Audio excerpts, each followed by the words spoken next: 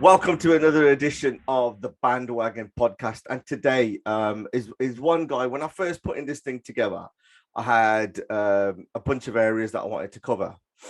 And I think there was only a few people. If I put them into kind of like a Venn diagram, it's some of the interests that I've got and the overlaps. My next guest is that person who's actually hitting all of those boxes. So I'd like to introduce to you Tubsy. How are you? I'm all right. It's the first time I've ticked any boxes, never mind all of them. Well, the follow-up was just to say, where is your Dholki? And I think it's quite visible straight away. I mean, this is fairly unique. The first time I ever had somebody have where I'm interviewing them and having the instrument on the show at the same time. Actually, I better rephrase that. Yeah. The musical instrument.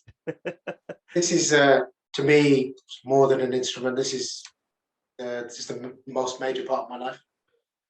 So, like, in terms of like kind of getting straight in there, in terms of like you just said it there. How did that?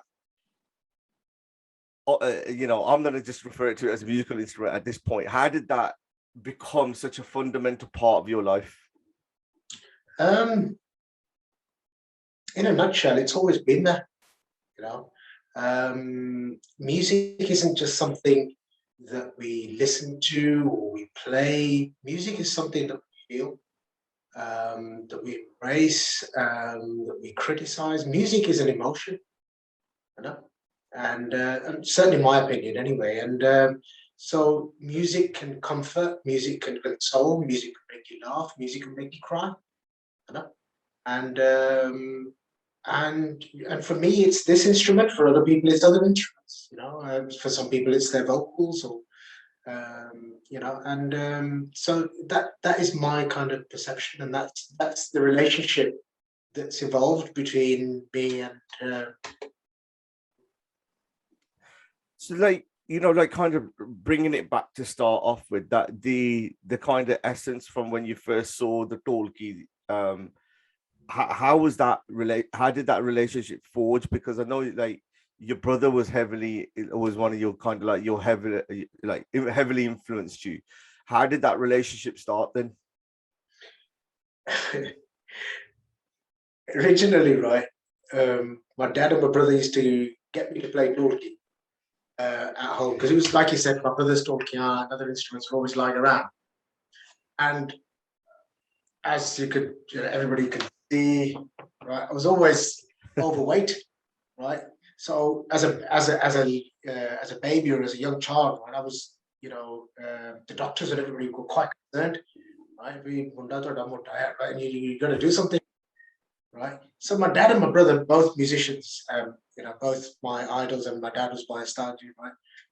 They come up with this idea that he's always pottering around with the especially difficult bass, right? Right, that bass. We give him an especially difficult one, right? That he can't get the sound out of. He'll burn his calories doing that, right? So hold on. So so you started to play the Dholki, or got introduced to Dholki to you as a weight loss instrument. It was, yeah. It's so instead of Tubsy, at that moment you were Tubby. Yeah. And then formed into Tubsy. Okay, carry on. I'm surprised my dad and my brother didn't think of the name then. Right? Yeah. And so that's actually how it started. They thought, because I wasn't interested in anything else. I wasn't interested in, any other activities as a child. I was just latched onto this, right? And they said, well, all right, then, let's give him that. And thankfully, due to their actions, I've developed a unique kind of standing style of playing. Didn't lose any weight though. No. I will say, I'm not fat shaming here, so it's fine. So I'm just picking up then. So was there, for them to give you kind of a harder instrument to start off with, or a particular style, was there some kind of resistance for you to play it? Because obviously, like I'm guessing it's kind of like inherently played within your family, like the musical instrument. Did they get to a stage where they were like, oh, I'm not gonna go down, I don't want him to go down that road, or was it Oh always yeah, yeah, yeah. always So paved? that when they try to backtrack afterwards, they say, "Maine ne kaka tu pad, right? To doctor bano, to vakil bano, to chemist bano, whatever it is, right?" I just turned around and said, "It's your fault. You got me hooked on this." Right? Because they sort of like realized that they created their own Frankenstein, as it were, because they were trying. Um, I've been beaten and sworn at, and by members of the family saying, "Aki, tum come for there." I'm sure that you've probably heard this from other people that you've interviewed, certain people in my sort of era, right? "Aki kanjarana come for there, marasiana come for there," whatever it is, right? You've and my brother was actually the most vocal, even though he was at the height of his career. He would say, "Look at me, look, what have I gained out of it? Right? I'm not going to get a pension out of this, right? I don't get any royalties out of anything that gets released, right? I don't get any financial reward, right? I might get, a few people that recognize me every time I go to the pub. That's about it. But for to get that, I sacrifice everything. Music takes it is like an addiction. It takes hold of you, Yeah. right? And you find yourself prioritizing music over almost anything. Well, anything in your life, in my case, right? And he was trying to safeguard me from falling into that same pit or trap or whatever he thought it was, because that's what he was. He was, every time the phone rang, right? It could be anything going on at home. My puppy could have had any plans. Kids could have been the kids' birthdays, right? Mom, dad could have had anything going on. As soon as the phone rang, right, he was, that's a program. That's it. And that was the end. He had some really good jobs, right? Which he ended up losing because he prioritized the music. And he was playing at, would you say like he was very well known in those circles, and he at the time he was playing on some of the biggest tracks ever, and with some of the biggest producers as well. Absolutely. I mean, one thing I'll say about my brother, he was in hindsight, right? I didn't know. I was probably too far up my own backside, as it were, right? Yeah. But he was the most humble person. In 1977, he recorded Gidya Dirani with Janab Charanjit Ahuja, right? The biggest track, the biggest Dholki sound ever. Today, all of these tracks you hear from whichever artist, from whichever producer, will have that featured. And did he have to go to India to record that, or to do it We went to from India there? anyway. Right. Okay. He didn't actually go there to record. I think it fell in his laps is that they went to record just the vocals, but the percussionist wasn't there. Yeah. Right. The reason why I was asking is because like one of the later things I'm gonna ask about is kind of like recording techniques. So like where you had, if you had producers coming over from India, how did they behave over here, and vice versa? So you were just saying you were going to India quite regularly at that time. But they went over there, and I think what the trend was at the time was that you obviously got off at Delhi. There wasn't any Amritsar airport. You got off at Delhi, you went to Charanjit's studio, and you did the recording. Certainly just the vocalist did their bit. You go to Punjab for a couple of weeks, you come back, on your way to the airport, you pick up the master.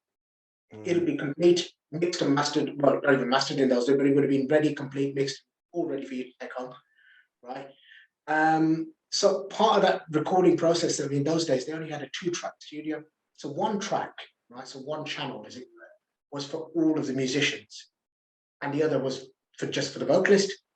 So what had to be done then. They couldn't say, well, like, okay, so and so hasn't turned up. Going, we'll record him tomorrow. That couldn't happen.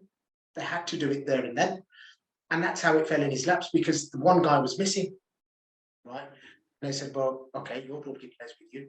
Let's record. But what, in talking to people like the genius that is Kuldip Manak, right, and True School as well, who both studied, music and our recordings and everything else.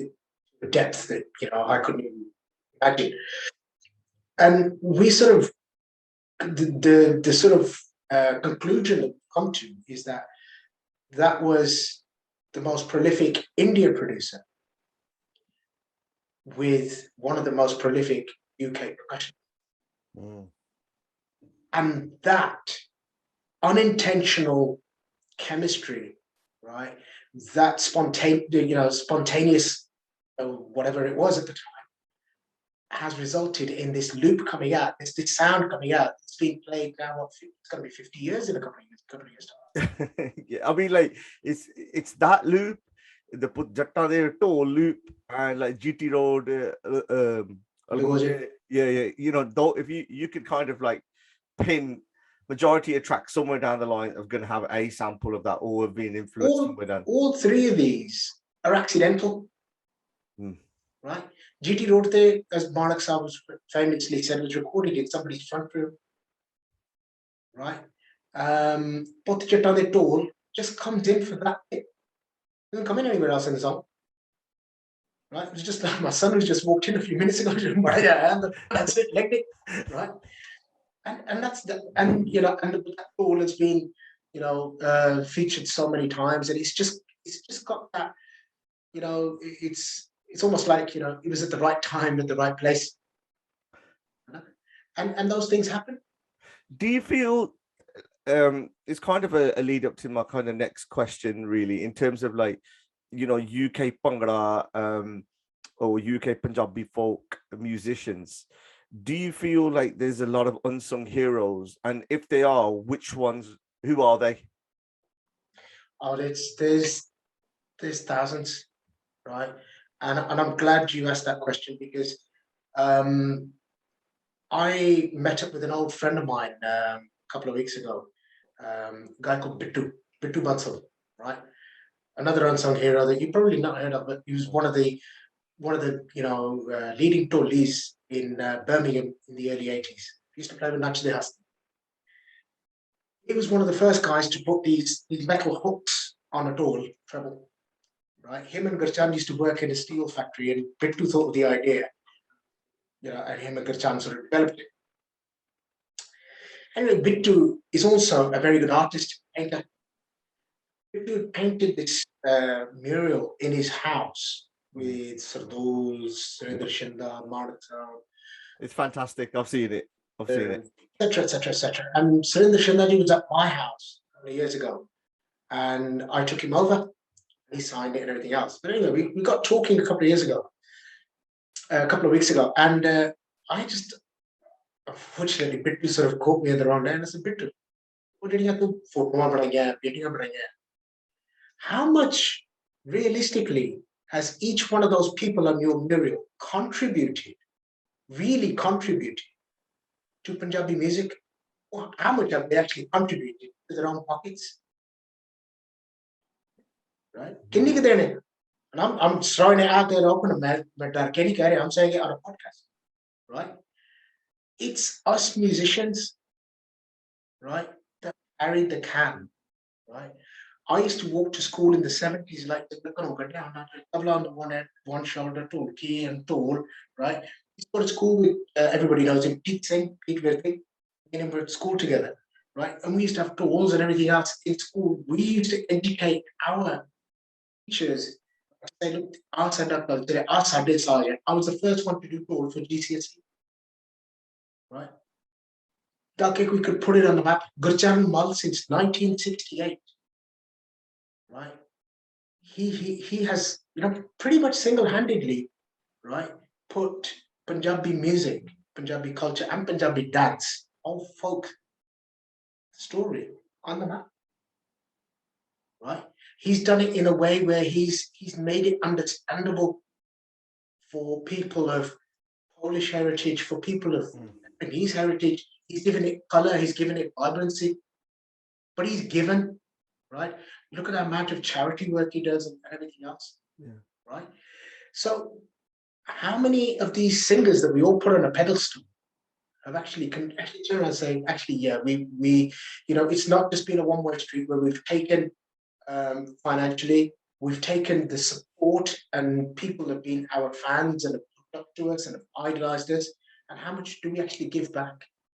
Would you say it's fair to say then, like, I'm not getting into that that the conversation in terms of one's better than the other, in terms of that the one can't live without the other, but yet one side's getting glory compared to the other side. Would that be, or would you say one side? Sorry, one side is trying to live without the other.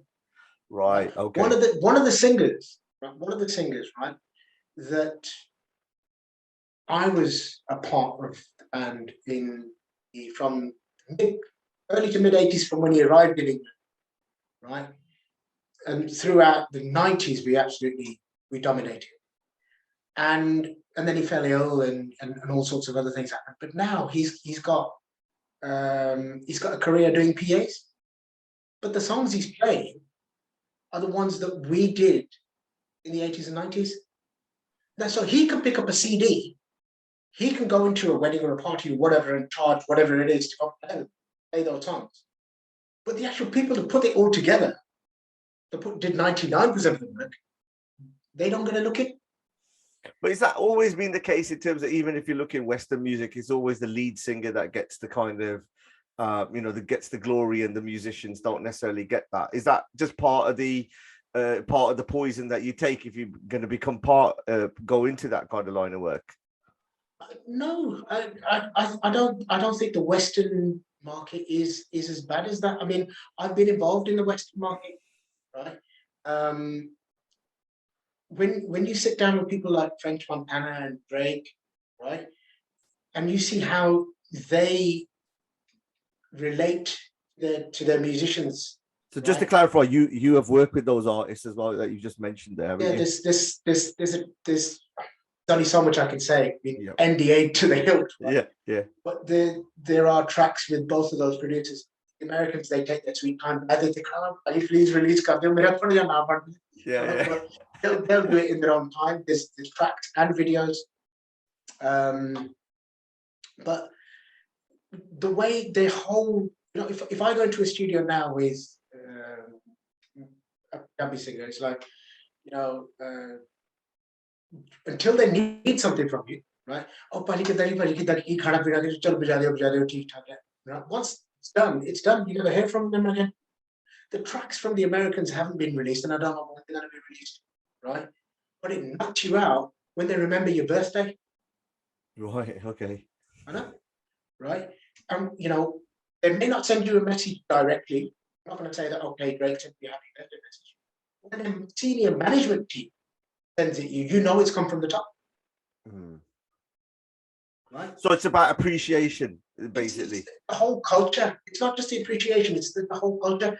When we go to a wedding or a party or whatever, right? The public got this perception that it's only the singer that matters. Baki de to then khata gaane aaye, right? They don't really matter, because that's the way that they've been taught. They haven't been taught any different.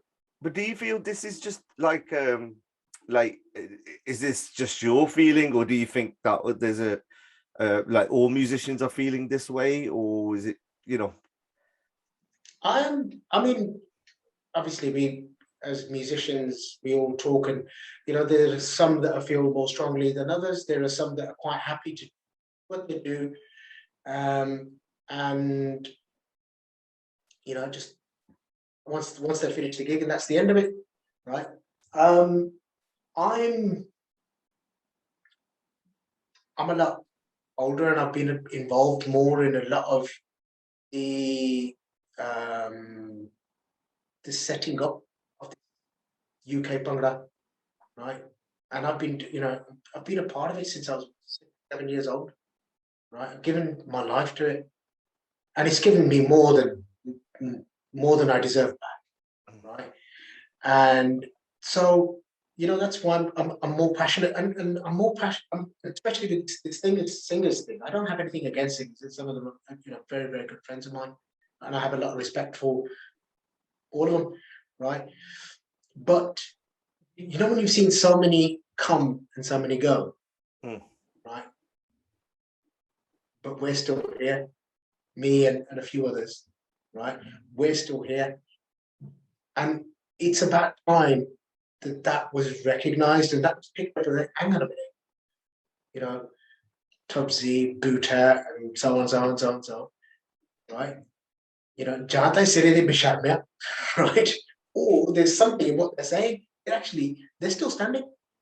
You know, so and so's come on, so and so's come, gone, right? These guys are still there, right? We're missing.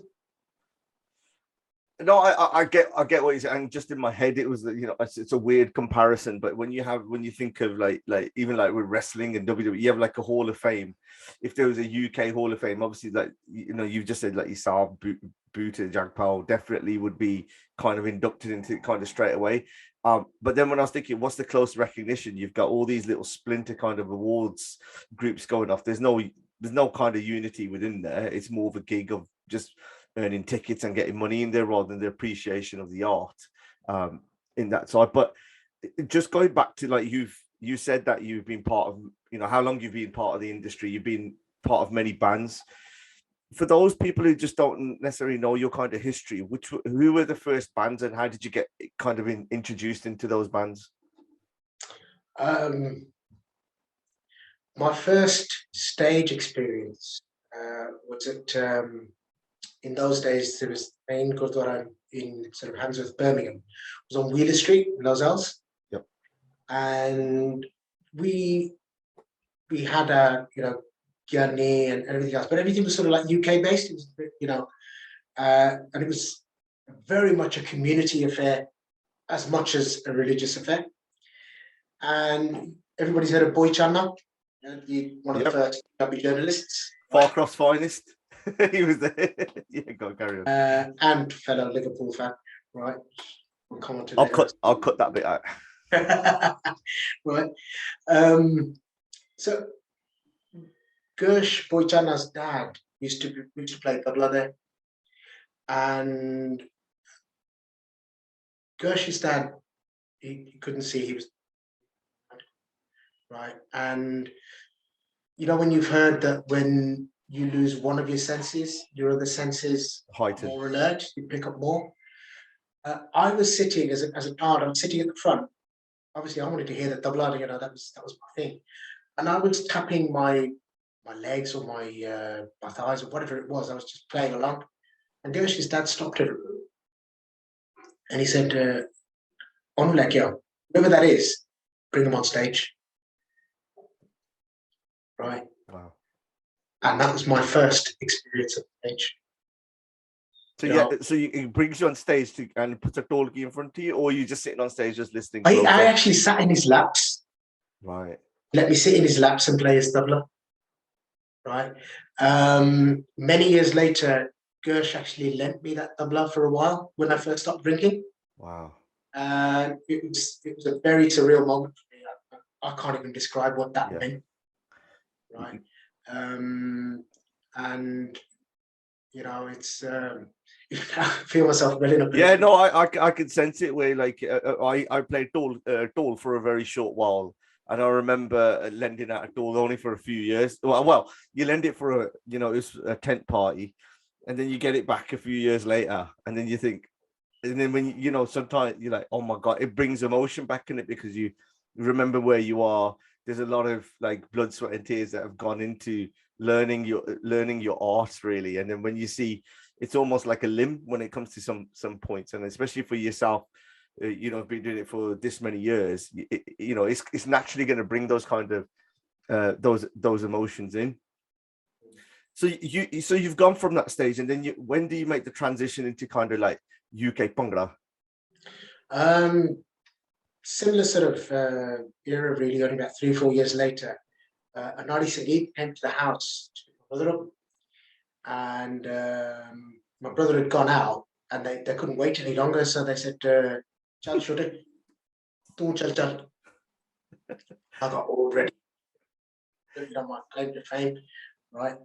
And then my brother turned up. So Did you? Was it at the era where you had to have your own uniform, or you could just turn up what you like? But with the Nali Sangeet, it was a bit more liberal. Okay. With the one that I brought that up because that day I learned the most valuable lesson of my musical career. I actually kicked off when I was a kid, right? My mom was still alive, my dad was there, right? So I could, throw tantrums and whatever, right? And my brother turned around and he said, had you have gone to this show and somebody said to you, be Dholki Sarkarni, tune your Dholki, what would you have done? If you'd have played tabla and your tabla, what would you have done? I've got no idea. So we'll sort that out first. The resilience, the backups. And to date, that has been the most valuable lesson in my career. I didn't like it at the time. You probably didn't understand it at the time, but I get it now. It's very, very important to not just take photos with this or have it in front of you for your podcast, right? You've got to know your instrument, and you've got to know when it needs attention and what sort of attention it needs and what to do. But tuning is I'm just going to go slightly off track and then come back. And have you had many cases of where you've had it's malfunctioned and you've had to just do on the spot repairs? Yeah, with my Dholki and tools. With tabla, it's different. Once it's gone, it's pretty much fun, and you have to play tambourine for the rest of the gig. Then. Yeah, all right. Oh, so you get Is either tambourine, backing vocals, or triangle? I'm guessing. Or some of the other stuff that I used to do. This is an excuse just to go and stand by the bar. Yeah. We'll get to that a little bit later.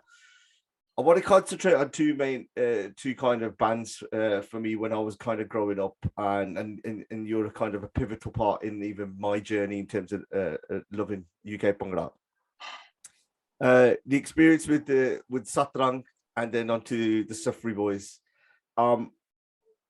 I've always wanted to know how come it was almost like the same kind of bands being used at the same, in same for different artists. Oh, Satrang and Safri. Yeah. Satrang happened like this. Myself, Sukhshindra Shinda, we were part of his brother's band, right? It was called Nimana. And there used to be a pub in West Brom called the 3 Mile Oak. And we were playing in that pub. And Bhajan was doing the video. Bhajan and Jack were doing the video. And Bhajan actually approached me. He goes, what are you doing with these guys? They're 20, 30 years older than you. Wouldn't you like to play with somebody more your own age? I said, yeah, I really would. He goes, look, my son Jet, he's got his own band. They were called Kalakar. Right? Yeah.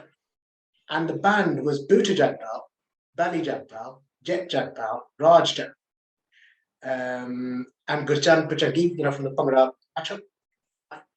And they asked me to join in as well. There is a photo that does exist that Bhajan does put up now and again on his Facebook. I'll see if I can get it and put it as an attachment. I don't think I'm in that photo. Actually, shiny blue tops. Yeah, the blue tops. Yeah, was it taken at Holyhead School? And Bali and Raj are wearing pink tops. I did get to wear the tops, but I wasn't in the photo.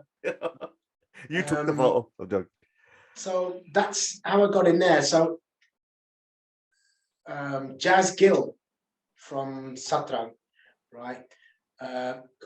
One guy who taught me heaps in this industry, right? And much respect, always. He actually saw us play. And he discussed it with Buddha. You guys have got a new young percussionist, right? Why don't we bring him over to Satrang, right? I'm hoping Buddha said this, but it happened anyway. Right? Just to say at this point, just for any purists, I'm not saying that they're exact same members in both of the bands. I'm just saying some of the key pivotal people were in both of the bands. Go on. So yeah, and that's how I did. The funny story about Satrang was I went to the practice on Tuesday, and I had a Judah and dresses and everything, and I was all quiet and scared and nervous, right? And it was like an audition. I got the audition on Thursday when there was long curly hair and everything else had changed. Right? I was like, yeah, I'm in the Bhangra industry now. This is it. So going into that one, it depends how far you want to go and open up on this. You needed to be just like an image change because of that, or was it just no? It was pre-planned. It was going to happen anyway.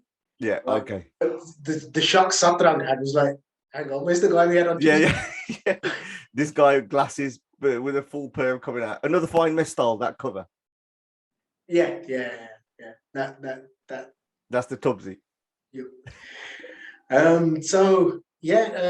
So that's how that happened. And then Deepa came into Satrang after I did. Me and Jazz actually found Deepa in the Blue Gates pub. In Smethwick. Those who don't know, in Smethwick High Street, right, which is where we used to go after Satrang practices, even though I wasn't old enough, but right. So Deepa was with a group of friends. He was singing. We found Deepa. And so Deepa, as we all know, fantastic vocalist, and just what the band needed, because we had Slim doing the more sort of UK stuff and Deepa doing more India stuff, and we were getting a lot of recognition. The only thing with Deepa was that we couldn't always find him, right? And he's still the same. So we had a wedding at the Night Inn, right, and it was a rowdy crowd. It was like the SP boys, the West Driver, the Condolas from Shinda and everybody, right? And so I obviously knew all of these guys, and I said, Slim, there's no way you're going to carry this one off. I guess I just shut up on here, and we need to do something. So at this point, Deepa's not there. I'm guessing we couldn't find him. Tried everything. His in-laws, his cousins, his brothers, and everything. And we're getting closer. In those days, we had to have to start at 1:00. But at 12:15, can't find him. Yeah, we're quite nervous now. And they said, well, what are we going to do? What are we going to do? I says, there's one guy that can pull this off, and I'm pretty sure he'll be available, right? I knew Safri's home number off by heart. In those days, a big Motorola, only Dazzy had one of these, right? So he pulls out, very reluctantly, like 178 pence a minute or something. So we phoned Safri, and he was free to, he said, he'd be here in like 25 minutes. And he used to live off Rookery Road in those days. I said, all right, give me about half an hour. Alsford Road. That's right, yeah. Yeah. That was my. I've sold this story on the way to school. I used to go past his house, go John's house, Shinda, Jazzy's all when they were living down. I was in the area. I grew up with all this. The ends. I even know his door number, but I won't say. Go on, carry on. Yeah. So you've made the emergency phone call. He's picked it up. He's turned around and says, "Yeah, I can make it." So he's prior to that show. I've already told Satram that I'm leaving, because we'd recorded to Love It All about 6 times. We hadn't released it. We said we're going to do this. Didn't happen. We're going to do that. It didn't happen. And Malkit had actually asked my dad 6 or 7 times, right, for me to join his band. Right, it actually worked in my favor, because Malkit was just delaying it, right, to get a better price out of him. So I got that as well at the end. One of the only people that did. And so my dad was on my case. He goes, look, Malkit's doing it. It's just released. He's the most busy artist in the world. And you're saying no to work for Satram, right? And everybody knew about what Satram got up to in those days as well, with the cannabis and the alcohol and all the rest of it, right? And so, Dad always goes, while you're flicking your perm. Yeah. And so, and that pressure from home, and then the band was just not delivering. We were busy. We were, recognized and everything else, but it just wasn't happening. So I said to the boys, I said, look, I'm going to go. And Bhuta and Raj, me and Bhuta and Raj were always quite close. So Bhuta and Raj said that, okay, if you're really adamant that you're going to go, Bhuta was actually going to pack his keyboards up and start videoing with Bhajan and the late Seva Jagpal. And Raj had already had ideas about balloons and wedding decor and all that, even in those days. So when we got to this gig, and we had to get Safri on. Right, Safri obviously delivered, did amazing. The band was happy with Safri, but more so, he was happy with, and he wasn't getting that from his own band at the time. So after the show, he approached me. He said, "Look, how about we set something up?" I said, "Well, you're a bit late now. I've already said yes to Malkit." Right? He goes, "Keyboard players." I said, "Yeah." And he goes, "Can you set me up?" All right. He goes, "Look, here's my tape." Right. Reflections. Yeah, it was Reflections. That was on Oriental Star Agency. Arishma. Okay, I remember buying that from his shop, and actually, I could be tragically wrong on this. Yeah, go on. Reflections was with on Arishma, Harjinder Boparai, Deepak Kazanchi, and Pandit Dinesh involved. And that was the original. And actually, so we gave the tape. I think it was unreleased at the time. We gave the tape to Buta, and we went to see him again on Wednesday. This was Sunday. We went to see him on Wednesday, and he had, you know what Buta's like. He had all the songs mailed, and he had it all ready and everything. You know? And so I used to practice with Safri, but gig with Malkit. So, you know, I set the Safri Boyz up, right? Got them in with each other, got, you know, saved Raj from his balloons and Buta from his videoing. And they said, and Buta ran with it, you know, all credit to Buta, but, you know, he developed that. And then, and coming back to the singers, he developed, you know, he nurtured him, and he made that brand, that Safri Boyz brand was something Buta took from virtually nothing to, you know, to what it became. And it was probably one of the biggest brands come from the UK in the 90s. So how did how did yourself then, like you said, you know, you've mentioned kind of 3 brands already in this bit. How did you kind of keep the peace with everyone at the same time? Did you feel that there was more unity there? People got on a lot better than it is now, or do you think it was worse? I'll tell you a story. We were playing at the Dome, the O2 Academy for those born after. And I went on with Safri, right? We did the thing, and, you know, everybody's seen the video with the Dilli and everything else, right? Come off into the change rooms, change my shirt, and then I've gone on with Malkit. Right, absolutely fantastic gig, and as gigs were in those days, it was all packed out, right? And so come back into the changing rooms, and Malkit's giving me half of my wages. And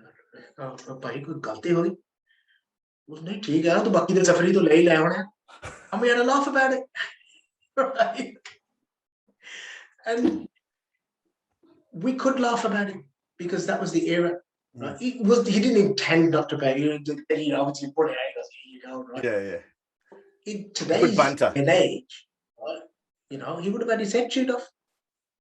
Right? But in those days, you know, that was the kind of thing. You know, on stage there was this Safri and Malkit kind of thing that was developed, and it was a commercial development. Off stage, after the gigs, they used to both pop island to the Plaza restaurant on Ladypool Road. We all used to. That was our, you know, our place. You know, and there was a lot of unity between band members. You know, we used to, on the way back from gigs, I used to probably go to gigs with their team, probably come back with, I don't know, a Janak or Saki or somebody like that. Right, you know, and that was it. Nobody said, "Oh no, you can't come in lab and you're right." It was just like, "Yeah, Birmingham, you're not jump in, fine, we'll have a laugh." So, you know, like if I say to you a couple of the albums that, you know, that like kind of like monumental albums, can you just tell us some of the things that were going around with you at that time? Because I want to kind of lead it into. I remember having a conversation with someone. You're actually one of the first gigs I ever played Dholki at, which was at Victoria Palace. And we were part of the DJ at the time, like with Aparapajan, and you were playing Dholki, and at the time you were just in severe pain with your back. Your back was really, really hurting. And then I remember when you came off stage, I had a very, like, the first music I spoke to, and then you said, oh, I can't play the Dholki at the moment, my back's really hurting. So that's why even playing the Dholki, I'm really feeling it, because I remember like the way that, you know, your technique, the way you were going for it. And I just had like this little vision in the back of my head. I was like, oh God, like, oh, I'm hoping that my back doesn't go like this, or, you know, it was just one of those kind of weird experiences. Even so, the only reason why I bring it up, because like I've had like real extensive shoulder pain from my right when I was as a roadie kind of thing. You're picking up heavy speakers, and I was getting injured, still carrying on, and I still to this day convinced that, you know, it's had that long-term effects. I'm gonna go get to the album bit from there, but was kind of pain management, you know, leading on to addictions a little bit later. How were you dealing and coping with, you know, the fast-paced, multi different bands you go into, and making sure your performance is always on the A game? I think for me, it was adrenaline, right? It's you become so engrossed. Certainly now, right? Me and Shin had the same conversation. I turned up to DCS gigs, you know, like can't walk, can't get straight, whatever, right? Gone on stage, gone like the clappers, come off stage, and it's back like this. And they actually thought, right? Shin actually thought I was doing that to get out of loading and unloading that, right? And until I pointed out that I was actually being treated by one of his relatives that pulled up, right? And it has been due to, you know, playing on the chairs, now standing up, the lower back, it does get affected. When you're on stage and when you're in that zone, the adrenaline, right, it takes over, and it takes everything else away, pain, emotion, everything else just goes, right? And that's what sort of became a coping mechanism. And sort of diverting my attention away from that pain. It didn't work with alcohol. Now, if you're in pain when you're in alcohol, when I was in pain when I was drinking, and you think, you know, okay, I'll have a drink, it'll go away. But it was still there. You think, well, maybe I need more for it to go away. That's what was happening. Pain wasn't going away, but your sort of the devil on my shoulder would say, yeah, just one more, and I promise you it will go away. But it was never going to go away, right? Whereas this now, right, when you're just on with this, there's nothing else in the way. Nothing. If I'm playing good, it's me. If I'm playing bad, it's me. Or if I was playing good, it's alcohol, right? Yeah, you see, he's had a few drinks now, he's on it, right? He's playing bad, he's pissed. Yeah, I definitely saw. I'm going back to that gig. I definitely saw a change. Let me say, of atmosphere after the interval. So at the back of Victoria Palace, used the stairs to go all the way down, and I was a young kid. I went down there for the first time, just to just watching. And I won't go too much in it, but I learned quite a lot about the punk rock industry at that stage. Oh, yes. And then, if there's ever a place to learn about the punk rock industry, it's downstairs at the Victoria Palace or downstairs at the Night. Or remember that little room at the back of Samson's? There used to be that wall where everyone used to work. Anyway, we're not allowed to use that anymore. No, that's another podcast. That's going to kill me if we brought that bit up. So, your memories of recording Tola Vetola? The most recent time when we recorded it was actually I used to go to college called Joseph Chamberlain College, and we could only get the studio during the day. So Jazz Gill said, "Look, I'm going to come pick you up, right? We'll record." And he goes, "I promise you, I'll get you back on time." So he picked me up. We drove from Joseph Chamberlain College, which is Birmingham City Centre for those people who might be, sort of small Heath kind of way, right? Drove to Smethwick to Nick St. Clair's studio. Yeah. Played Dholki and Dhol. And I got back in time for my next lesson. That quick? That quick. It was just both done in one take. because I remember when I had Jazzy for my wedding, and I had you like you were doing the Dholki, and that's all I wanted. I went past you. Can you just do that little? Can you just do the dedicate for me for Don't Love It? While you got it there, yeah, Tubbs. Can you?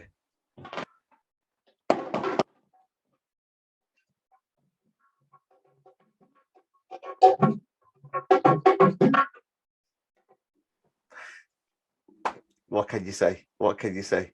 You probably have to. If anyone's listening to it, you actually go onto YouTube and watch him doing it. That was class. Another one that I've heard you talk about. Just to, I was referring to the track. Kartaro is a hidden masterpiece on on there. Bom the Tumbi. What was your memories of recording Bom the Tumbi? Bom the Tumbi and Another Fine Piece, both albums, were absolutely amazing to record because the whole band was there. When we did Bom the Tumbi, I wasn't actually a fully fledged member of Safri Boyz. I was playing with Pradesi at the time. Okay. Another Fine Mess I was. Obviously, because I'd been with Safri Boyz since inception, I was pretty much a band member. And it didn't matter whether, like say Happy, for instance, didn't actually record, say, on the album, but his contribution, right, was just as valuable as Safri's. Yeah. As Raj's, as Bhuta's, or as mine. And Gurmeet is the same later. And Taj at the time, right? So everybody was there. It was a band effort, it was a band atmosphere. And I firmly believe that is, it's reflected in the recording and the way it's all come out. And the way that hit it off, right? It was, the Safri Boyz, whole thing about being boys is it was like, do you remember, are you too young to remember Men Behaving Badly? No, I remember Men Behaving Badly. That's what the studio was what like. Was it? Neil Morrissey and I forgot. Yeah, that's right, yeah. Clue? Right. Oh, I forgot his name. But I know you're talking about, yeah. So that was the whole atmosphere in the studio, right?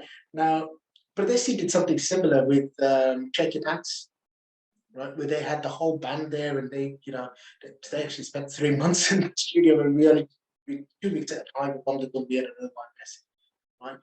But that was just amazing, and to work with people there, right? I'm a diehard Alart fan, and I'm also in awe of Pandit Dinesh, right? The two people I believe that have been pretty much responsible for Bangladesh, right, along with Kuldip Manak.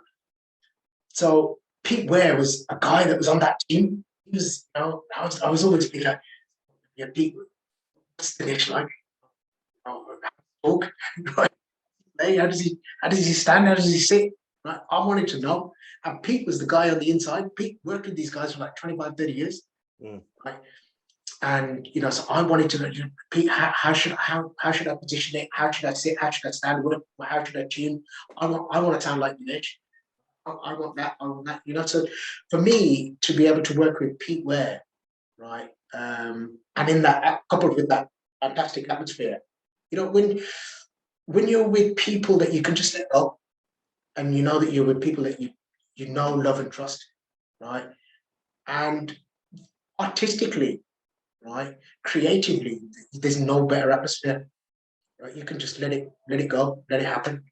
Were you conscious at the time that you were developing your own sound on the Dholki, or was it like, because for example, if you think of UK musicians or UK Bhangra, like Gurjan is like a really, if you had to play Family Fortune, then you say name one person who plays a Dholki, you say Gurjan. Like if you say Dholki, it'd be yourself. And because your sound is very distinct on quite a lot of tracks that you're playing on. At this stage, I know you're saying that you were trying to look up to these guys, but surely at some stage you were understanding that your own sound was coming through as well. It's a very difficult question, right?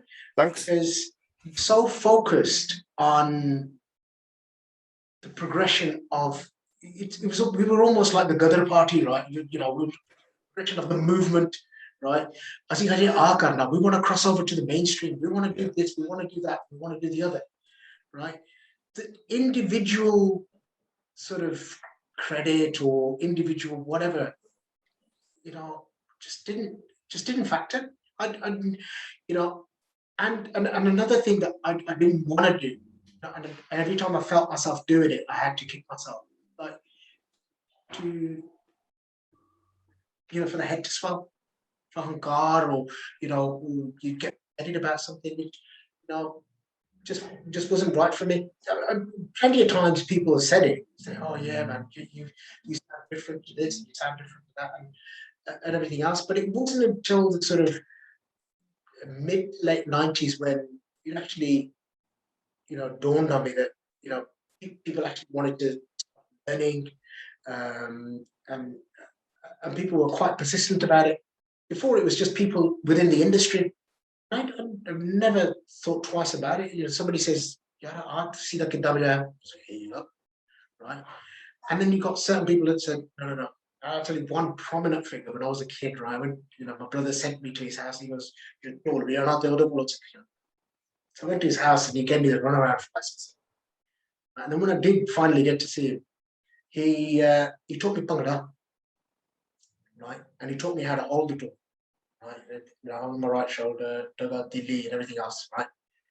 And then he said to me, he goes, "I've showed you now. You can't show anybody else. Otherwise, that will put both you and me out of business." And that was the last time I went to this person, right? I don't think like that, right? I'm Merini. It's Saryani. It belongs to the genre. It belongs to Punjab. It belongs to it belongs to a whole bigger picture than me, right? And that's the way I've always been. So focusing on my own style and what was going on within that, it's really strange, isn't it? Because at the top, at nowadays, you're almost promoted to kind of use your individuality to kind of show off in terms of on social media. Yet when you've been taught it at the same time, it was more kind of like going together apart from that one person. But you said something a bit earlier where you said that it's like the same individual still floating around and still surviving now, like yourself. Do you think that's because that there's a lack of a new generation learning these instruments coming in there as well? And if so, do you feel a responsibility to try and pass on the knowledge, unlike that person that you were saying? Absolutely. I think you've answered the question. You've answered your question. Yeah. Okay, let me think of the next one. No, go carry on. Right. My own kids, right? Obviously, I've never tried to ram this down their throats. Kind of, your dad's a Dholki player, so you have to be a Dholki player, right? I'm very lucky that all three of my kids do play music, right? But when sometimes you do find yourself saying, right, yeah, थोड़ी मेहनत करेगा, like, sound like, Aga, right? Another unsung hero from Roshni, right? He would just say, "Yeah, right?" And Vikar Tamni, Das Tamni's dad, he was another one always on my case. So I sort of like used to say, put in a bit of practice. And then, the general vibe was that, yeah, fine, Dad, you're saying do that. But to what end? Gurdwara Asini Bijasa, which is where I started. Nobody had any qualms about me playing, right? Honasi Gurdwara Asini Bijasa, right? So stage there Asini Bijasa because there's no live bands at weddings or parties anymore, right? Jazzy Yake Pabaj Bionea, then we're considered as, some sort of second-rate people, right? We can sit and play at home. That's not what an artist does. An artist is there. An artist is an exhibitionist. Yeah. An artist needs an audience, right? So with that in mind, is with All Stars and certainly now with the live experience, I've tried to use that platform to get more and more youngsters involved, right? Two examples. Stephen Sahota, he evolved. He was a fantastic artist anyway, right? And he even first bumped into him with down at progress. So he evolved, and we used to take him with us on tour, and right? So he evolved through All Stars and Live Experience. Tabla Don from Manchester, phenomenal artist, right? Tabla, but not just the way he plays, it's the whole dedication behind it, right? His riyaz and the way he is able, through the new tools of media, right, to able to inspire other youngsters. And my aim isn't just to give them a chance, it's to inspire them to inspire others. Reach out to whoever you can reach out to. There's another guy from the 90s, a guy called Manjeet, right, who's recently been playing with us. Right? He produced a lot of the Pradesi albums, like The Wallpaper, etc. And he plays an array of instruments. You can hold on a Dholki, drums, keyboards, guitar. And the guy is so educated, very high profile job. He's an example of, maybe not to the kids, but to the parents, and say, look, you can do both, right? And sort of have people like that. And then we've got Harry Mataru, Legends Band, he was plays with us, to say that, you can have a career, and he's been promoted as an inspector. So you can have a career, a mainstream career, or be a Bhangra musician. Bhangra musicians are not something to be frowned on. It's not something to be discouraged, right? And it is a genre that you have to learn. It's this. There used to be this myth here. You don't have to learn how to play Bhangra. You don't have to learn how to play drum, right? Just because most of us got the jal beat in our DNA anyway, right? It's because we're Punjabi. It's because of who we are. You see that with kids dancing straight away, and it was a young kid. Right? I'll give you an example. Right? I used to teach in Derby many years ago. I'm going to waffle on a bit now. Right? That's all right. And these parents bought the kid. They was like virtually dragged him, like threw him in front of me. I said, "Can you do something with him?" I said, "Yeah, that's what I'm here for." I said, "What's the story? What's going on? Has he been naughty?" I said, "No, he just keeps on banging everything he gets a hold of. We get complaints from his school." This kid was about 8, 9 years old, right? Got patile, whatever. He's just got these pens and sticks and whatever. And he keeps playing, right? And we just thought, just bring him to you for at least just get it out of his system. I said, okay. And the dad goes, I don't know where he gets it from. He goes, I don't listen to it. My wife doesn't listen to it. If you don't speak, we don't know. I said, are you Punjabi? He says, is your yeah. Says, your parents? Yeah. I said, well, so is your son. I left it at that, right? Good answer. So, ਜਦੋਂ ਦੇ ਕੀ ਕਹਿੰਦੇ ਨੇ ਪੰਜਾਬੀ ਉਹਦੇ ਖੂਨ ਚ ਉਹਦੇ ਵਿਰਸੇ ਚ it's in his culture, it is inherited, right? ਤੁਸੀਂ ਜ਼ੋਰ ਲਾ ਲਓ, it's not going to go, but that doesn't mean to develop it it's going to be easy. If he wants to take it to the next step, you have to learn, whether it's dhol, whether it's tabla, whether it's harmonium, whether it's sarangi. You have to learn, and there's a lot of dedication that goes into this. I mean, you've gone through kind of like the journey with, like, from how we started, and we're talking about from the next generation. I think one of the things to kind of quote Dexter at this point, which was, along your journey, there was a bit of a dark passengers with you along the way, and you've kind of touched on it a little bit with your addictions. Can you just kind of go into it a little bit in terms of the role that's played in terms of your career wise as well?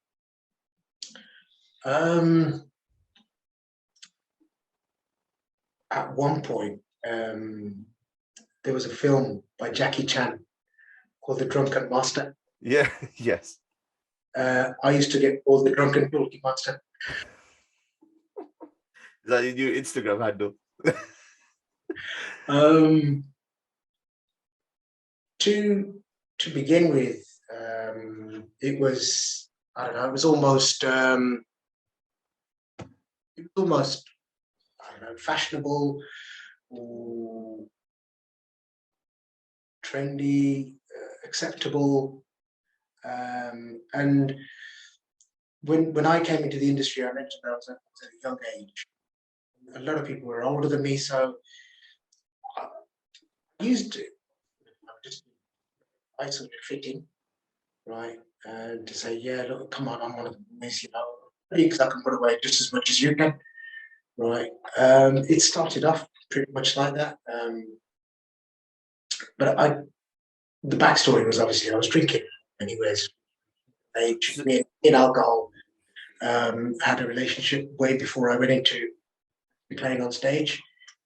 But the music actually aimed for my addiction a lot. You know, drinking at the weddings, like because drinking at the weddings and there, stuff like that. You know, was blamed for, you know, my excess drinking. And to begin with, it didn't affect my career. People took me because I could still play while I was drinking, but then it got to a stage where, you know, alcohol over, the stamina went, the strength went, and I was just drunk all the time, and I started to become a liability. Unfortunately, this almost front, but so Pradesi, you tried at that time when you were with Pradesi, your performance levels were dropping, and I was at my worst as a performer with Pradesi. But I've got to say, I was in good hands. Bhutta and Harchan Pradesi, right, forever in their debt, never turned their back on me once. Not to say, you know, they never stopped taking gigs, but, you know, like so many times, I went through a whole lot of stuff. They were always there, you know, and I'm, you know, forever grateful. Those two are more than brothers. And you know, like my family, I put them through hell as well, you know, because they cared, not because I physically did anything to them, but because I made them always worried, and I made them always scared of me. I just put that Yunuki where I don't know where he is today. They, you know, this is 3 days of mobile phones, you know, so they had to physically come to my house to see if I was okay. Did he come back today, or do we have to go out looking for him? You know, sometimes they'd find me in a gutter, sometimes they'd find me inside. But my dad couldn't drive. My dad couldn't get around himself. My brothers, you know, rightly so, they said, just and we've had enough. So Bhutta and Chan had to pick up the tab. My dad would phone Chan and say, what the failure, dekhi ta mara jagadi chagi, you know. So, and they never once said, me, uncle, we mom today, you know, sort of a time any or whatever. They always did. They always did. So you know the addiction is obviously having an impact on your personal and your musical life as well at the same time. When did that moment kind of turn for you where you think, right, I've got to do something? Realistically, very early on. Very early on in my drinking, I was looking for a way out. I drank destructively 10 years. Well into year one, I knew that I wasn't the same as everybody else. I knew that once I picked up a drink, I couldn't put it back down. Everybody else could have 2 pints and say, all right, lads, good night. You know, I'd be, you know, if somebody was saying I'm going, I'd be dragging them, no, better, you know, have one more. And then even after they all gone home, I was the one who still had one in the cupboard or under the bed or whatever it was. And the next day I was the one who put me out in the morning. So you started drinking, the morning drinking had started at that point then as well, yeah. And then in terms of like, you kind of touched on it really briefly, but there was this kind of culture within the kind of music, right? The drink and drug culture, which doesn't necessarily kind of come to it. I mean, you said that everyone was kind of blaming it as well, but surely it was it was kind of fulfilling that, because it's free booze as well at the end of the day. And if for an addict, having the supply there, endless supply, is obviously one of the key things, isn't it? It was. You know, it's so powerful, right? Even when it's not free and it's not available, you jump through hoops to get it. You're prepared to do anything. You're prepared to kill for it, right? So when it's there free and in endless supply, you know, it's obviously going to be taken advantage of.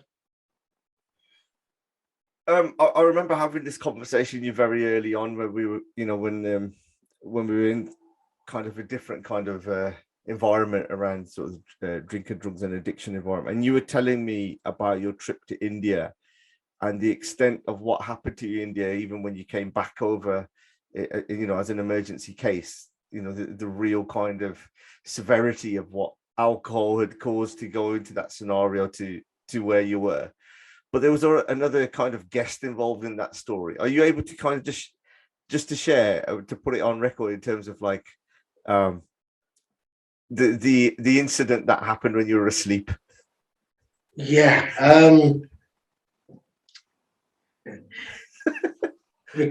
I can't protect the anonymity of the snake anymore. I mean, the joke at the time, the joke said, somebody said it a couple of days ago, you know, I got bitten by a snake, but it was the snake that ended up dying. So I tried to give it the kind of dramatic, you know, diplomatic kind of introduction.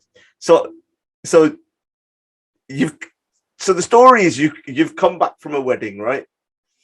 No, I came back from my brother's in-laws. Oh, right, yeah. So was he getting married, or was it? Oh, I can't remember. It was me that was getting married. Yeah, right, okay. It was my dad. 2 days before, my dad came back from my in-laws after having fixed my wedding. That was on a Sunday, and my wedding was fixed on Wednesday. So I had like 2 days to grow a beard and do everything. Right. And my dad didn't drink. Right.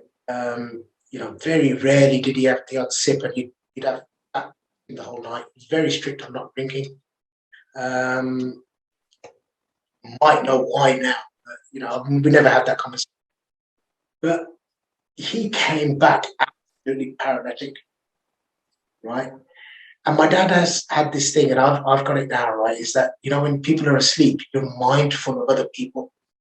So you don't bang the doors, you don't make a cut, you know, and the neighbors and everything else, right? And so my dad's back and he's banging the gate. Right? So right? And so I'm the only one I slept out on the veranda. And I used to wear glasses at the time. So I was thinking, shit, Dad, nuki ho gaya. So I didn't put on my glasses and I didn't put any chappal on. I just ran to open the gate. And that's when it happened. I felt something pinch my just bottom of my foot, around the back of my ankle, right? I didn't think anything of it. It was my focus was on getting Dad inside. Got Dad inside, right? And Dad had this bottle of Desi that I'd been looking for every time I went to India. I was looking for, right? And he goes, no, Desi. He goes, I just bande ana bag pee. Saya get kala pinarina. I bande ana bag pee. So told me to get the glasses, honey, right? Some lulun masala and a couple of mircha. Yeah. Right? And he gave me the keys to the kitchen. And he goes, turn the fridge off. You know, who's going to argue with a drunkard? I said, all right, I'll turn the fridge off. And he goes, I obey, by the way. Right. Then he goes, go back to the fridge, open the freezer compartment. So I've opened the freezer. By this time, the ice is thawed. In there, he's hidden the key to the sandook in the freezer. So I've got the key out there. Right. Just to hide it from you. Yeah. Oh my days. Absolutely ingenious. This is the same person who thought the Dholki based in his way. right? So I've got the key, and I've opened this boot, and there's just one bottle of this. There's like bottles everywhere. So I've got the bottle out, put it on the table, and I couldn't drink it. I got sworn at, everything, right? Because why can't you drink? Like just something. What do you mean, like they poured it out for you and you couldn't pick it up and drink it? I poured it. There was three of us, me, my dad, and my brother. Yeah. And they had theirs. There was no desire to drink it, and that's coming from an alcoholic. Can't function without alcohol. Just didn't want it. And they were like, "What's wrong, Mum?" But John actually said, "Look, he goes, I'll go for a walk." It's not that. I don't sung from anybody. It really comes from alcohol. Mm-hmm. Right? And something had changed. Something. I didn't know what it was at the time. I woke up the next morning, my leg had swollen up like that, right? And nobody was prepared to give me the time of day. Like, my brother is a microbiologist. Nobody knows what a microbiologist is. I call him a doctor. Yeah. Right? So I said to him, I said, my leg, you'll be fine. It's not the first. Right? My tire took me to the village doctor. And he told my tire to go out. He goes, when you believe you, it's only got water in it. He goes, I'm drinking. This doctor didn't know me from Adam, but he knew my reputation. Right. And then 2 days later, I got married and I was limping around when I was doing my lama, my legs were bleeding. And, So even the actual wound itself, was that started to seep through or was it infected? Yeah. Even on my wedding film, you could see blood when I'm sitting with the lama, right? And the women were like cussing my in-law saying, because I started to look really old, right? They said, just to take her over to England.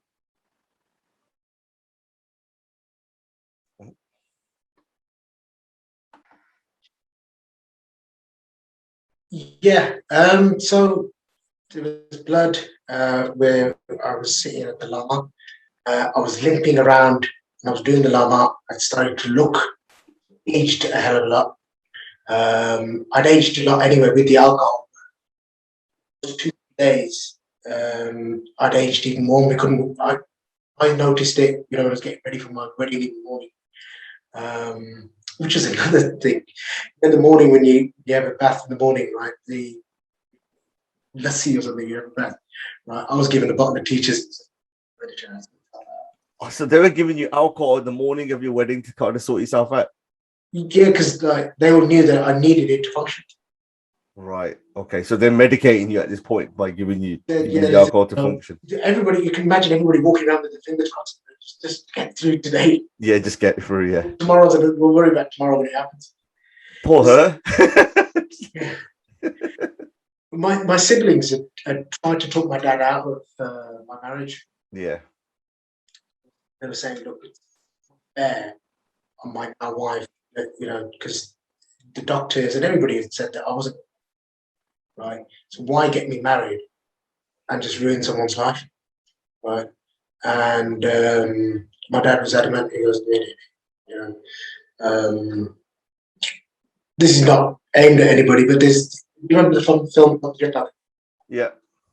There's a dialogue in there, and it says, right? So that was my dad's. You marry him off, that's it. All problems solved. Yeah, we'll sort it out. And so, he was like, "Look, again, it's quite emotional. My dad's birthday. My dad actually said, and this is pivotal to my sobriety, right? My dad said, "I know my son, and what you see here is not my son." Right? And my sister Disho, I've got 3 sisters. All 3 of them are amazing. But especially Disho, she must have really taken that on board because she's been with me, ever since those words came out of my dad's mouth. Right? And she's supported me so much, throughout my new life. Right? So the wedding went on, because obviously Dad said to the family, my siblings actually behind my dad's back, and went to my in-laws, right? They said, look, what are you guys doing? Are you crazy? Right? Yeah. Right? And my in-laws were like, they must have been stuck in a rock and a hard place, because now that they've announced it, right? There's money just being spent, as well, trying to set it all up. There wasn't much. They're just I played door myself. Oh my God. So while this is going on, the effects of the venom of the snake, do you know what, like, in hindsight now, do you know what type of snake it was? We found out afterwards. So the wedding happened, right? My in-laws obviously clocked up really wrongly, and they offered to take me to the hospital and doctors, and my family just said no. He's in and out of hospitals like anything back home, right? And it's all free there, and that's not sort of. So why are you guys gonna spend money on it here? You're just gonna waste it. It's just another one of his little satan that he's had when he's been drunk, right? And my dad had this other bright eye. You see them in the films, like they got really long hair, beards, and like Tarzan type, yeah, right? And buddy, right? So this guy's dancing around doing this black magic. He's got my dad and then like to boil water, right? And put leaves, right? And put boiling something, but then tied to my legs. That was right. And then while this guy dances around, right, to get rid of the, whatever it was. But then, my in-laws, they persecuted, right? They said, look, we're taking him to hospital. They took him to a hospital, a hospital in London. And they took me to this hospital, and they sort of recognized that it's a snake bite, right? And I don't know what they call the snake, right? But they said that the only way to get rid of this is to find a matching snake that can give us the antidote. Yeah, for the antidote, yeah. Right. And that didn't happen. And it all just started to go downhill, to be honest. Very into areas, in and out of consciousness, seeing things, hearing things. And another funny one was some Siana said, they said, look, take him out of hospital take him to this pool, right? Or this nalka, right? Right? And that nalka was been known. So if you have a bath or you wash yourself at this nalka, no matter what snake you've been bitten by, it takes it away. So they take me to this nalka, this little, just a little square made of bricks. You go in and there's this nalka. So I've gone in and I'm that weak, I can't stand. Right? How many days in is this now since the snake bite? This is probably about 10 days after my wedding, so 2 weeks. Right. This is towards the end, right? And I can't stand. And I've looked around, and there's a skeleton. And I go, the nalka didn't work on him. How's he going to work on me? Right. The next thing I know is they've taken me. That was the last straw. I think I passed out or something. They took me to the hospital. And I can remember they tried to do some sort of an interview or something.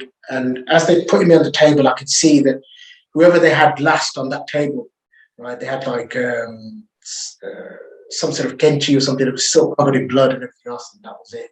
I just passed out. The hospital gave up. There's nothing we could do. In a stretcher, the lobby on the floor, right? And me and my dad said goodbye to each other. I can't even describe what that was. But I apologize to him. For all the heartache, the stress, everything that I'd caused. And I thanked him for unconditionally just always having my back. Always. Right? The things that I did, I begin to and describe, right, in my alcoholism, right? You know, he got angry, you know, kuttaya, marya, whatever, but never turned, never, right? You know, and they were going to give it one last try. They were trying to get me from Jalandhar to Ludhiana, and the fog was that bad that the end of your nose. All of the cards were stacked against me. At a time constraint to try and get me there, right? My elder brother had been with me in India, come back, and then he came back to India again to try and help. And I ended up, after all of that, could only describe as A&E at DMC Hospital. And at DMC Hospital, for those that may or may not know, has got a reputation. Only two ways you come out of that hospital. You either come out cured, or you come out in a wooden box. Right? Mostly the latter. Right? And so got in there, and I was always really crap at maths at school, right? I was able to work out the probability when I was going to die next, right? Because around every 6.5 to 7 minutes, somebody would die. So I was lying in this bed. Right? That one's gone down. Okay, that's that one. So is it going to be that one or this one, or is it going to be this one next? Right? That was what was going through my mind. There was a zero survival rate. People were coming in there with all sorts, right? And then somebody must have clocked out that I'm from England, right? And they mentioned that, look, we can a private room. And I overheard Matthias was there, and I said, that's the only way I'm going to survive. If I get out of this room, right? Way the odds, and he couldn't understand what I'm talking about. So it's the way it's stacked up, right? I'm number 2 in the list. So not the next one, but the one after that is me. Yeah, the tickets. Don't ask me how I know, but I've worked it out. Right? So it's going to be me, right? So the only way I'm going to survive is actually by getting out of this room. So I was in that hospital for quite a while. They insisted on amputating my leg because the snake bite was on the bottom of my leg. And my brother, you know, stood his ground. He goes, no. He said, we're going to get him out of this hospital, out of India, and we're going to take him. And he managed it, you know. But what kind of condition were you to get onto the plane? Because like you could barely stand, you're passing out. My wife held me up all the way from Ludhiana to Delhi. When we got to Delhi, right, another very powerful moment in my life. Right, you can imagine diaphragm, yeah. I could feel my life coming up from there. Whole existence was coming from there, and it was going to go. Right, and my wife was there, and I didn't have the guts to die in front of her. She wasn't part of it. All of my resentment, you know, all of my excuses, if you like, for drinking. I'm drinking because of this. I'm drinking because this happened to me in my life. I feel sorry for myself because of this. I feel sorry for myself because of this. She didn't fit into any of it. She knew who she was. She had no part in it. I couldn't say that you are to blame for this. I couldn't point the finger at her. And for that reason, I couldn't die in front of her. I then realized what I'd actually done by going ahead with the marriage. An innocent, totally innocent. All the others were innocent, and as I realized afterwards, but this person in particular, at that time in my eyes, was totally anything. Right? I dragged her into it. I dragged her into something that she did not deserve, and she had no part in. And the only way I could get rid of her at that time was I started swearing at her, and I said, I don't want to see you, man. I don't want to see you get life. You know, you've done this, you've done that. Right? to make sure that she actually was out of the way before you died. Yeah, right. So to sort of plant the seed of resentment, to say, right, it's not gonna happen, and my brother as well. But yet there'd been nothing but motive all the way through. They'd been to the moon and back just to make sure I survived, from blood transfusions. My wife's elder brother, he's a copper, he opened up. So anybody walking past him was like, Yeah. It's one of those. So you land in the UK then, and then like straight away, like they got me onto the plane. I was all wobbly and everything, right? And so my brother managed to get me on the plane. But on the plane, it was like that classic 70s film moment. Is there a doctor on board? That happened, right? So I don't remember anything of it. My brother told me all about it because he was like straight away or like towards midway? Sometime during the flight. Yeah. Right. So when we landed at Heathrow, there was an ambulance waiting for me. So I went straight from the runway to a hospital in Ashford, the little town just outside Heathrow. So I spent quite a while in Ashford Hospital. And how did they identify the snake? Like, were they able to do it straight away? No, because there was that many different blood types that had got into me. Anybody that walked past was ordered to give me blood, right? What had actually happened in the hospital was they gave me 20 minutes, right? By that time, my elder brother, the goalkeeper, the late, he was there, and he was always my next of kin. But he thought on his feet, they were about to switch me off. They said, look, we've given him more blood, 3 times more blood than we're legally allowed to. Right? We can't give him any more blood. I was bleeding from everywhere you could think of, everywhere you can't. Right? It was just giving me blood. It just like I had holes in, just pouring out. So he said, well, I can't authorize you switching off. Right? I'm not his next of kin anymore. He goes, this geezer's going to got married in India. He goes, that decision, bring her over, make the decision. So they're trying to salvage that at the same time. Just say, look, okay, even if he dies, at least we've done the right thing by brought her over to the country. Right? So they had to keep me alive for that time. Right? And by which time I started to make a bit of a recovery. There was things that I saw because I slipped into a coma. I was in a coma for 19 days. And in this coma, or in this bright white light, imagine that this wallpaper, right?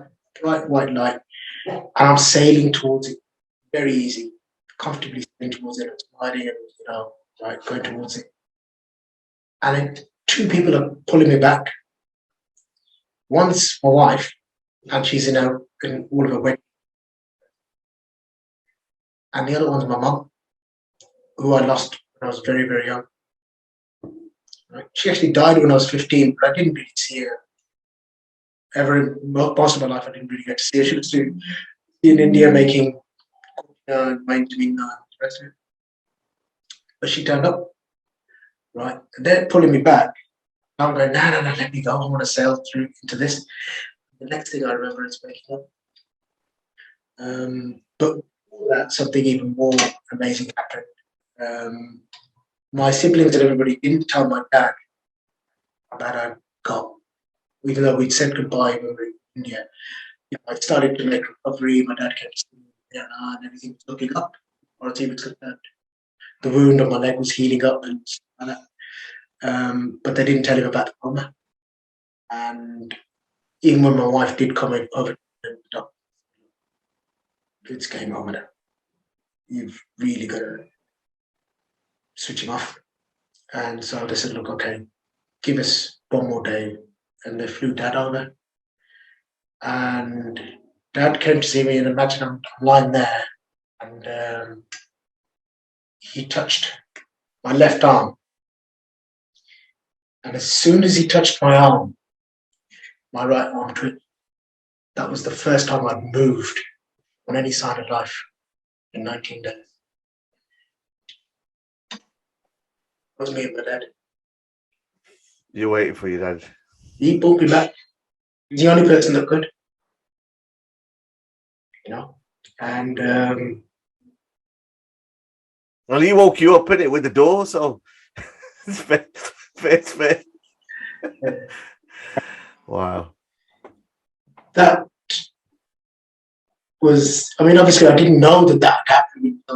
My sister told me afterwards. She goes, "We did art continuous." My brother was, he'd been through the whole alcoholism himself as well, and he found a way out by taking Amrit, and he stuck to it, and so he was very he had a lot of faith in and art was going. My other two sisters, Rani and Bali, they were continuing. But it wasn't until Dad came that's back. And then before they discharged me from Ashford, there was to Queen Elizabeth Hospital. The doctor who'd been there throughout came to see me, and another set of words that are never going to leave me. He said, "Right, Mr. Kuldip, we're going to discharge you now into the hands of the hospital." He says, "Remember this." He said, "If you ever want to commit suicide, don't bother with a gun, a knife, or a rope. So just pick up a drink." Wow.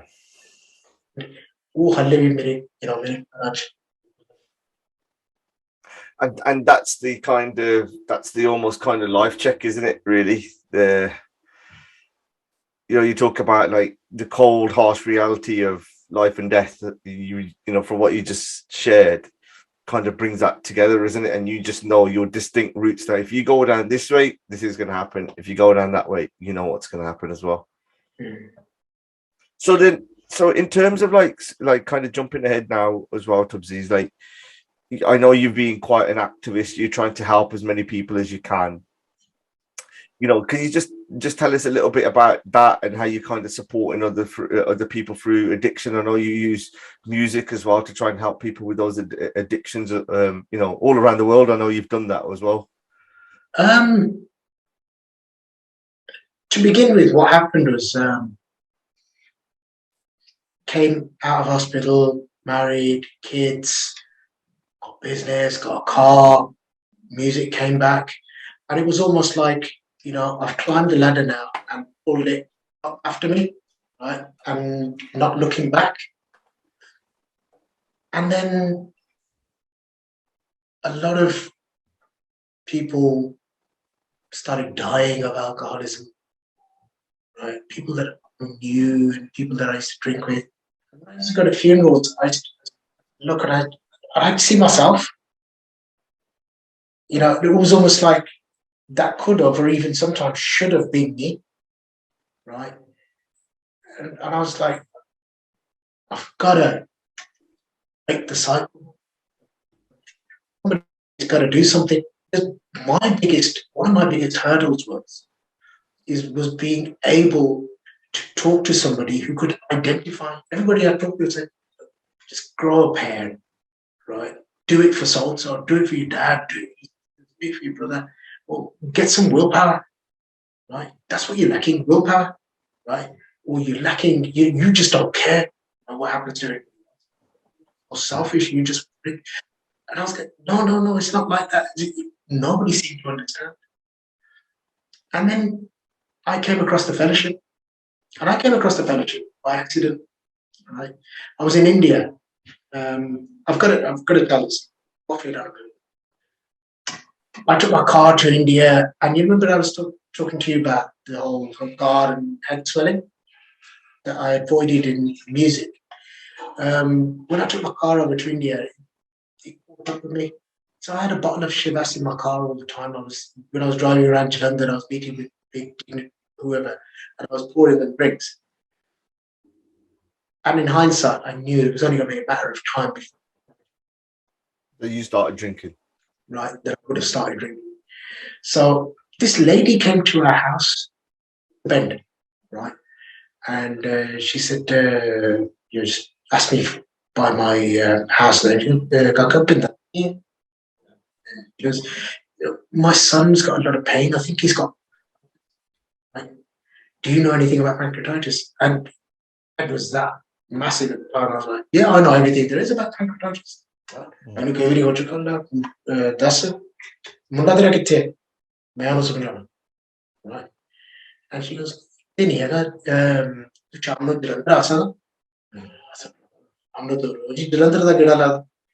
goes, Model Town Asana? I said, yeah. Right. She goes, उत्ते एक मंदिर है मंदिर के पिछले पासे होना मैं कहा ठीक है मैं पहुंच जाऊंगा I went to the mandir, the London Model Town that evening, and guess what there was? There was a Punjabi AA meeting. Never saw that woman again in her life, in my life. Don't know who she was. She wasn't from our band. Right? This is real. Right? I got saved that day. Went into that meeting, realized exactly what had happened, right? And what. Wow. Still in touch with that. One of my little groups, in meeting places, turn that into now, right? But every time I go to India, right, I've got to go seminars and stuff like that, but not a big-headed guy who knows everything about pancreatitis, like that, right? And back in England, I started attending more meetings. Where before, if I saw another brown face at a meeting, right, both of us would look the other way. Yeah, especially for you being on the stage as well, man. Yeah. But I started approaching that person and saying, bro, we're both in the same boat, right? So how is it for you, right? Oh yeah, geezer, same here, man, right? And that conversation evolves, and then more and more people start getting more comfortable with actually airing it, and the more you air it, the more it comes out, and it goes away, right? And that's how it started. I mean, Jazz Fry from Derby. Yep. What a geezer, right? He's just. Right? But he's just he's a man on a mission. Yeah, I've recorded Jazz so that he's his one should be out by the time this comes out. So utmost respect to him, not just because he's a Liverpool fan, but another one. Tubsy, I think it's kind of a good point, really, to kind of like bringing it to a close in this way. So, I mean, this is called the Bandwagon, and I give a chance to each of my guests to either get something off their chest or jump on a bandwagon or get off one. Is there anything that you want, that you feel that anything that you want to kind of share with us? Okay, bandwagon wise, I think.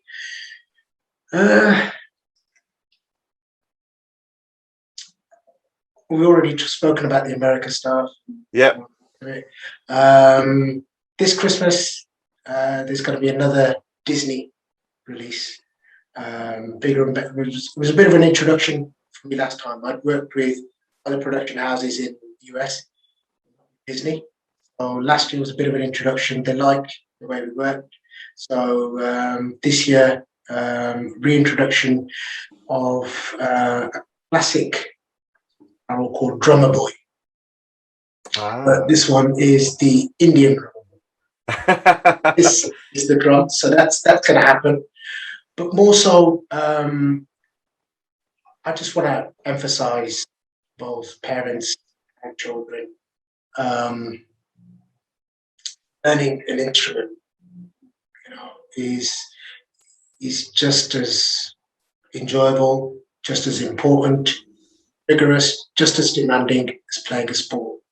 I know all three of my children play in different leagues. All three of them made a big ball. All three of them we play music, and all three of them, touch wood, are fantastically technically as well, right? So not sure if means, but there you are, right? So it is all doable. Please do encourage children to pick up an instrument, and just have just there's nothing to say that you have to be. Just experiment, and all lessons and everything nowadays are online. Just everything's on YouTube, whatever else there is going on. Because the peri puri right? And find people out there that that will explain everything to you. Do as much or as little, but do pick up an instrument, and do also try and speak as much. Our music and language, right? And we've got to carry on forward if we want any sort of longevity. Thank you, Tubsy. I really appreciate you taking time out today. We've crossed on so many different spaces. Unbelievable. So I definitely we're going to do this again. We'll go into different kind of areas in a little bit more depth. But really appreciate it today, Tubsy. Thank you. Thank you, mate. Thank you so much.